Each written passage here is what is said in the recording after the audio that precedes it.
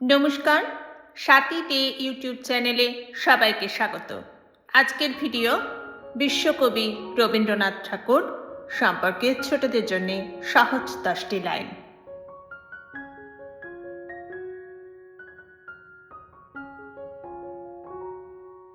একাধারে প্রতিভাবান কবি, ঔপন্যাসিক, সঙ্গীতকার, চিত্রশিল্পী, নাট্যকার, ছোট গল্পকার, প্রাবন্ধিক ও দার্শনিক রবীন্দ্রনাথ ঠাকুরকে বাংলা ভাষার সর্বশ্রেষ্ঠ সাহিত্যিক মনে করা হয়।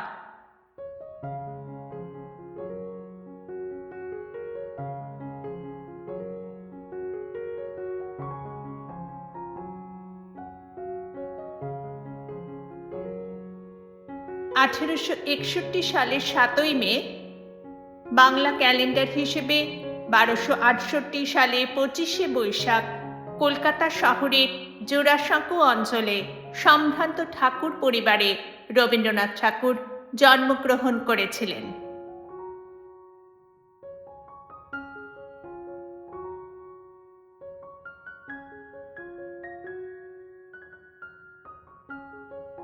তাঁর পিতা ছিলেন মহর্ষি দেবেন্দ্রনাথ ঠাকুর এবং মাতা সারদা সুন্দরী দেবী।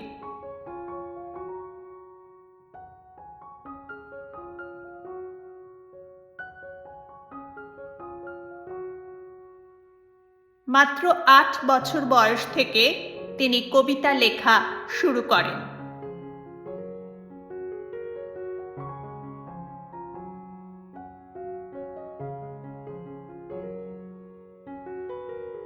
(17 বছর বয়সে তিনি পড়াশোনা করার জন্য ইংল্যান্ড চলে যান।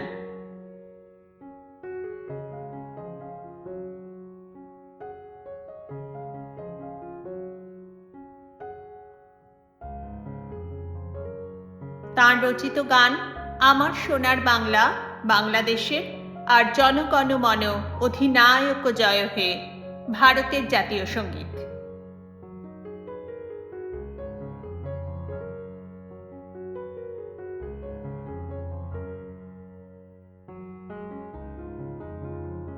(1913 সালের গীতাঞ্জলি কাব্যগ্রন্থের ইংরেজি অনুবাদের জন্য তিনি এশীয়দের মধ্যে সাহিত্যে প্রথম নোবেল পুরস্কার লাভ করেন।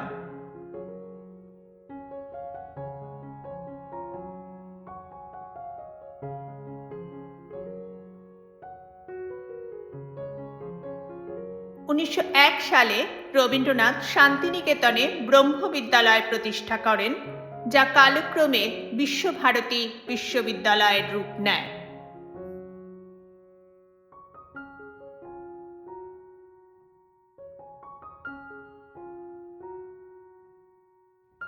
তার লেখা উল্লেখযোগ্য কাব্যগুলি হল মানসী, সোনার-তরী, চৈতালি, গীতাঞ্জলি, বলাকা, কল্পনা, পুনশ্চ প্রভৃতি।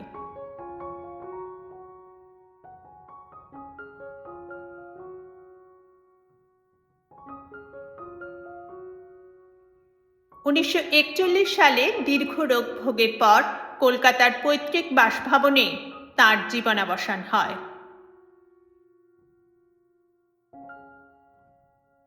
ভিডিওটি ভালো লাগলে লাইক, কমেন্ট, শেয়ার, সাবস্ক্রাইব করে চ্যানেলটির পাশে অবশ্যই থাকবেন।